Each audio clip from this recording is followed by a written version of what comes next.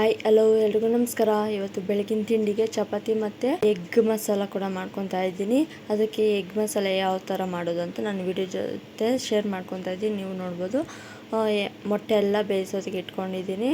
ಹಾಗೆ ಒಂದು ಜಾರ್ಗೆ ಈರುಳ್ಳಿ, ಬೆಳ್ಳುಳ್ಳಿ, ತೆಂಗಿನಕಾಯಿ, ಸ್ವಲ್ಪ ಕೊತ್ತಂಬರಿ ಸೊಪ್ಪು, ಪುದೀನ, ಶುಂಠಿ ಕೂಡ ಹಾಕ್ಕೊಂಡು ಸ್ವಲ್ಪ ಬ್ಯಾಡಿಗೆ ಮೆಣಸಿನ್ಕಾಯಿ ಹಾಕ್ಕೋಬೇಕು. ವಿಡಿಯೋ ಸ್ಕಿಪ್ ಆಗಿಬಿಟ್ಟಿದೆ.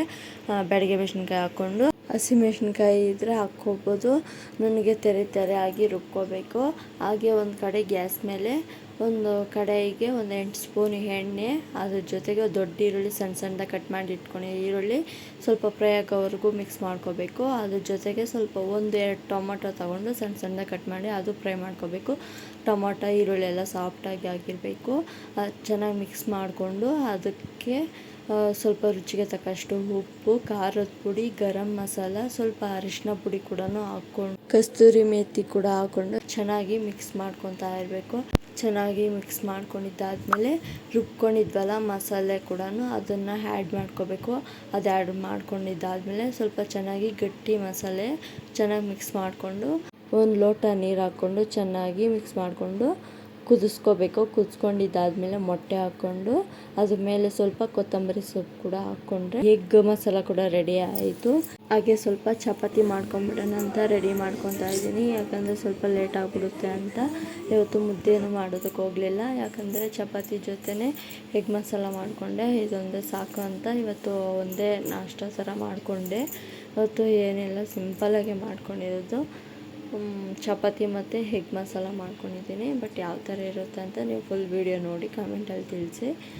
ನೀವು ಒಂದು ಸಲ ಟ್ರೈ ಮಾಡಿ ನೋಡಿ, ತುಂಬ ಚೆನ್ನಾಗಿರುತ್ತೆ, ಟೇಸ್ಟಿಯಾಗೂ ಇರುತ್ತೆ.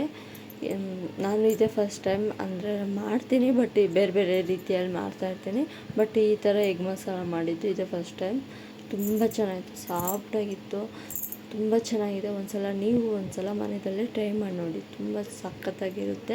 ಇದು ಚಪಾತಿಗೂ ಆಗುತ್ತೆ ಮತ್ತು ರೈಸ್ಗೆಲ್ಲ ತುಂಬ ಚೆನ್ನಾಗಿ ಕಾಂಬಿನೇಷನ್ ಆಗುತ್ತೆ. ಪೂರಿಗೂ ತುಂಬ ಸೂಪರಾಗಿರುತ್ತೆ. ಬಟ್ ನಾನಿದು ಒಂದ್ಸಲ ಚಪಾತಿಗೆ ಮಾಡೋಣ ಅಂತ ಮಾಡಿದ್ದಷ್ಟೇ. ಬಟ್ ಒಂದೊಂದ್ಸಲ ನಾವು ಅಂದರೆ ನಂಚ್ಕೊಳ್ಳೋಗೋಸ್ಕರ ಈ ಥರ ಮಾಡ್ಕೊತೀವಿ. ಬಟ್ ಇವತ್ತು ಚಪಾತಿಗೋಸ್ಕರ ಇವತ್ತು ಮಾಡಿದ್ದಂದರೆ ಇವತ್ತು ಬೆಳಗಿನ ತಿಂಡಿನೇ ಇವತ್ತು ಇದು ಮಾಡಿಕೊಂಡೆ, ಇಲ್ಲಾಂದರೆ ಮುದ್ದೆನೇ ಮಾಡಿಬಿಡ್ತಿದ್ದೆ. ಏನಿಲ್ಲ, ಸಿಂಪಲ್ಲಾಗಿ ಬ್ರೇಕ್ಫಾಸ್ಟ್ ಮಾಡ್ಕೊಂಬಿಡೋಣ ಅಂತ ಮಾಡ್ಕೊತಾ ಇರೋದು. ಸಿಂಪಲ್ಲಾಗಿ ಬ್ಯಾಚುಲರ್ಸ್ಗೆ ಮಾತ್ರ ಅದು ಒಳ್ಳೆ ಐಡಿಯಾ.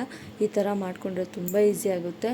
ಹಾಗೆ ಕಿಚನ ಎಲ್ಲ ಕೆಲಸ ಮುಗಿಸ್ಕೊಂಡು ಕಂಪ್ಲೀಟ್ ಮಾಡಿಕೊಂಡು ಹಾಗೆ ಸ್ವಲ್ಪ ಹೂವು ಕೂಡ ಬಂದಿತ್ತು, ಮಲ್ಲಿಗೆ ಹೂವು ಕೂಡ ಹೊಲ್ಕೊಂಡು ಅದ್ರ ಜೊತೆ ಟೈಮ್ ಸ್ಪೆಂಡ್ ಮಾಡಿದೆ. ಈ ವಿಡಿಯೋ ಎಲ್ಲಿಗೆ ಎಂಡ್ ಮಾಡ್ತಾಯಿದ್ದೀನಿ. ಈ ವಿಡಿಯೋ ಇಷ್ಟ ಆಗಿದ್ದರೆ ಲೈಕ್ ಮಾಡಿ, ಶೇರ್ ಮಾಡಿ, ಕಮೆಂಟ್ ಮಾಡಿ. ಇನ್ನೂ ತುಂಬ ಇಷ್ಟ ಆಗಿದೆ ಸಬ್ಸ್ಕ್ರೈಬ್ ಕೂಡ ಮಾಡ್ಕೊಳ್ಳಿ.